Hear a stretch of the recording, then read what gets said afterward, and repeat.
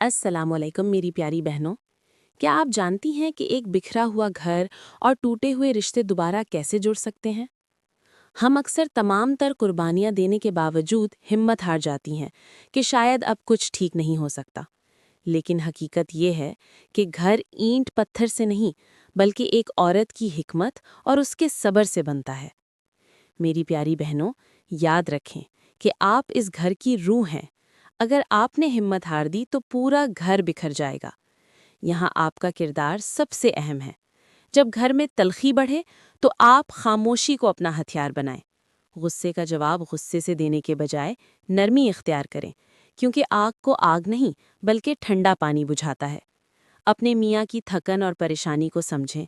सास ससुर की कड़वी बात पर पलटकर जवाब देने के बजाय उनकी खिदमत से उनका दिल जीतें। जब आप गिले शिकवे करना छोड़कर अपने लहजे में मिठास लाती हैं, तो पत्थर दिल भी मोम होने लगते हैं।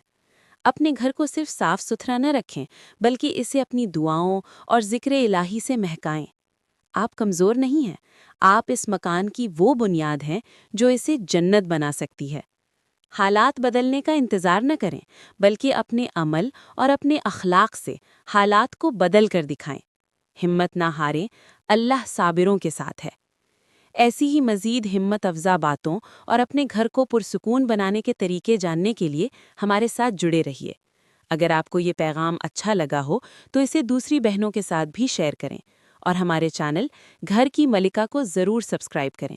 अपना बहुत ख्याल रखिएगा। अल्लाह हाफ़िज़।